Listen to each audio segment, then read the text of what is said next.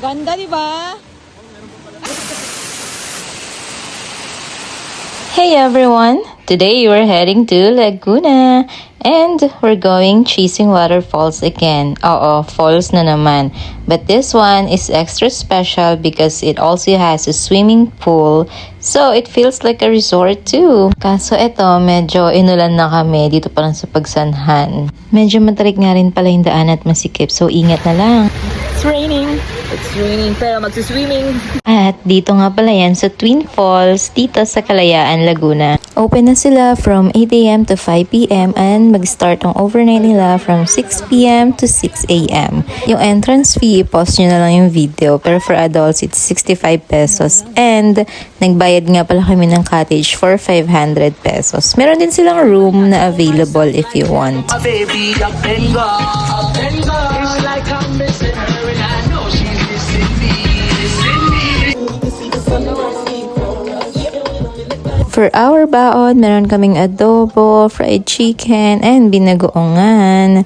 Grabe yung gutom namin pagdating dito, as in, paglapag ng gamit namin, kumain na kami agad. We arrived before lunch din ata, and konti lang talaga yung tao dito, and konti lang nagsiswimming. Kasi naman, umuulan nga, ba diba? And syempre, galing falls yung tubig, so expect mo na malamig ang tubig talaga dito sa Laguna.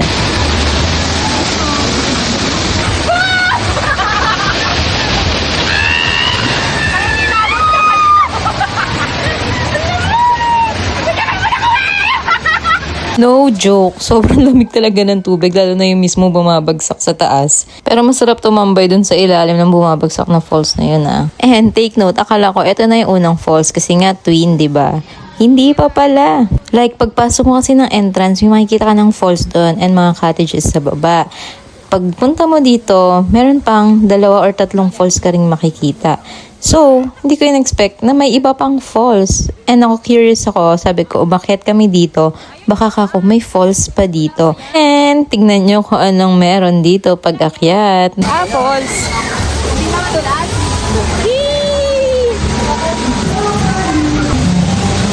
Wow! Ganda, di ba? Woo! Alam mo, kaunting eh. Oh, di ba? May falls nga. Pero hindi kami naligo dyan dahil medyo hindi malinaw ang tubig. Siguro dahil baka umulan. And may nakita kaming hagdan ulit paakyat. So, nako-curious kami anong meron sa taas. So, inakyat namin siya. May pagka medyo malahulugan ang trekking dito. Pero medyo lang naman. Kayang-kaya ng beginner. There's the pool. Oh, ang ganda. Nasa ibabaw tayo ng... Baka may falls din dyan, feeling ko. Dyan galing yung falls. Ayan, Ana, parang ganito sa hulugan. Pero parang... Muro 30 to 40 minutes na puro ganito. Oo. Ano naman na ganito? Meron naman. Akala ko kasi namumundok kayo.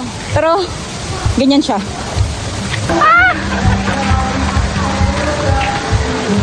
Ay, kita natin. May ibabaw ng falls. Hello! Wait lang. Hindi. Another falls. Uy, ang ganda naman din eh. Iya! Ito yung pinakatuktok. I'll try.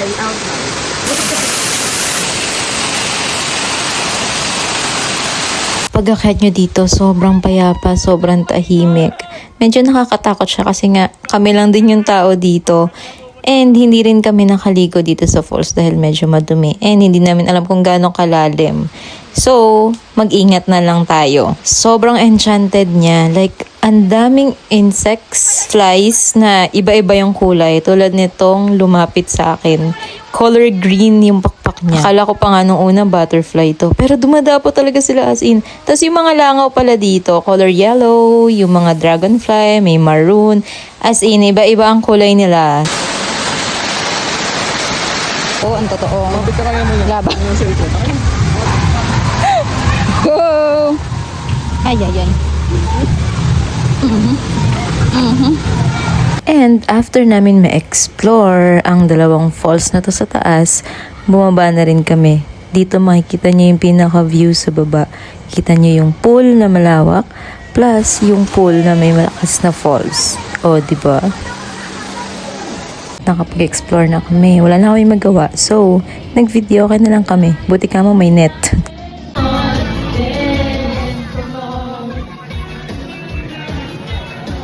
And we're going home.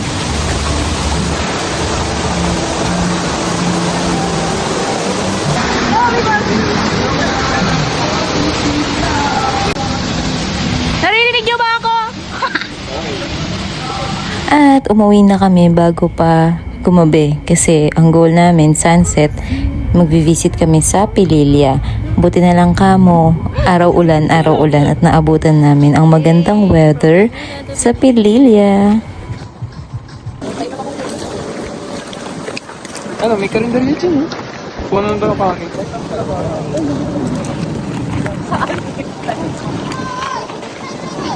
Maganda talaga kapag maganda rin ang sunset dito sa Pililya kasi tanaw mo yung Laguna Lake, tapos may windmill. Ayun, naglolokohan lang kami, mag-human drone daw kami. Yan, di naka-video ha. Ayun lamang for today, di na ako nakapag-video, sobrang pagod. Nakakanga na lang ako sa sasakyan at tulog.